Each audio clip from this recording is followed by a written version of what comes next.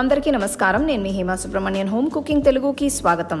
మామూలుగా కరివేపాకుని మనం ఎక్కువ తాలింపులోనే వాడతాము, కానీ ఈ రోజు కరివేపాకు పొడి రెసిపీ చేసి చూపించబోతున్నాను. ఇది ఇడ్లీ దోశలకి చాలా బాగుంటుంది. ఈ పొడిని సింపుల్గా చేసుకొని స్టోర్ చేసి పెట్టుకొని ఎప్పుడు కావాలంటే అప్పుడు తినచ్చు. సో రండి ఇప్పుడు ఎలా చేయాలో చూద్దాం. ఇక్కడ నేను పెద్ద గిన్నె అంతా కరివేపాకు తీసుకున్నాను. చాలా ఫ్రెష్గా ఉంది చూడండి. బాగా శుభ్రంగా క్లీన్ చేసి ఆరబెట్టుకోవాలి. ఒక మంచి వెడల్పాంటి కడాయిలో 3 టేబుల్ స్పూన్ల శనగపప్పు, 3 టేబుల్ స్పూన్ల మినపప్పు వేసి మంచి గోల్డెన్ బ్రౌన్ కలర్ వచ్చే వరకు వేయించుకోవాలి. పప్పుల్ని మీడియం ఫ్లేమ్లోనే రోస్ట్ చేసుకోవాలి. అప్పుడే మీకు కలర్ ఈవెన్గా వస్తుంది.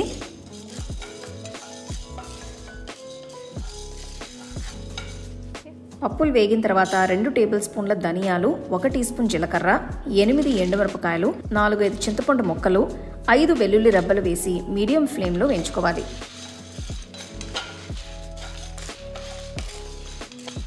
ఇప్పుడు చూస్తే అన్ని పదార్థాలు బాగా వేగిపోయాయి. ఈ పాయింట్లో కరివేపాకులు వేసుకోవాలి. కరివేపాకులు వేయించుతున్నప్పుడు మంచి ఫ్రెష్ వాసన వస్తుంది.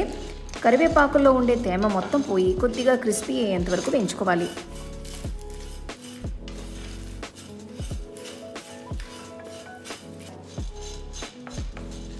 మీరు చూస్తే కరివేపాకులు అంతా బాగా రోస్ట్ అయ్యాయి.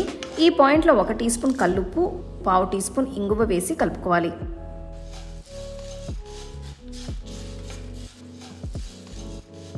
ఇప్పుడు స్టవ్ ఆఫ్ చేసేసి ఒక ప్లేట్లోకి ట్రాన్స్ఫర్ చేసి పూర్తిగా చల్లారనివ్వాలి.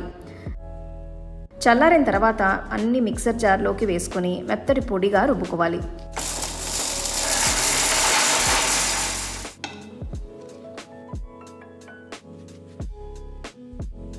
పొడి పూర్తిగా చల్లారనివ్వాలి. చల్లారిన తర్వాత ఒక మంచి శుభ్రమైన ఎయిర్ టైట్ కంటైనర్లో వేసుకొని స్టోర్ చేసుకోవచ్చు. నేను ఇక్కడ వేడివేడిగా మినీ ఇడ్లీస్ చేసి పెట్టాను. కరివేపాకు పొడితో మనం ఇప్పుడు పొడి ఇడ్లీలు చేసుకుందాం. వెడల్పాంటి కడాయిలో 3 టీ స్పూన్ల నువ్వుల నూనె కానీ నెయ్యి కానీ వేసి ముందుగా చేసుకున్న ఇడ్లీలు వేసి నూనెతో బాగా కలిసేలా కలుపుకోవాలి. ఇప్పుడు 1 టేబుల్ స్పూన్ కరివేపాకు పొడి వేసి బాగా కలపాలి. మీరు తీసుకున్న ఇడ్లీలు బట్టి కరివేపాకు పొడిని అడ్జస్ట్ చేసుకోవచ్చు. కరివేపాకు పొడి ఇడ్లీలు రెడీ అయిపోయాయి. ఫైనల్గా 1 టీ స్పూన్ నెయ్యి వేసి కలుపుకోవాలి. నెయ్యి వేసుకోవడం వల్ల ఇడ్లీలు చాలా రుచిగా ఉంటాయి. చేసిన వెంటనే బాగా వేడివేడిగా సర్వ్ చేసుకోవచ్చు. ఈ పొడి ఇడ్లీల్ని మీరు ఈవినింగ్ టైం టిఫిన్స్గా కానీ పిల్లలకి లంచ్ బాక్స్లో కానీ ఈజీగా చేసి పెట్టివ్వచ్చు. ఈ కరివేపాకు పొడిని వేడివేడి ఇడ్లీలు, దోశలు, అన్నానికి కూడా పెట్టుకొని తినచ్చు. చాలా బాగుంటుంది.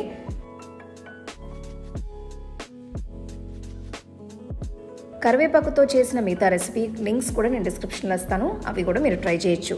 తప్పకుండా ఈ కరివేపాకు పొడి రెసిపీ ట్రై చేసి ఎలా ఉందో నాకు చెప్పండి. అలాగే మీ ఫ్యామిలీ ఫ్రెండ్స్తో షేర్ చేసుకోండి.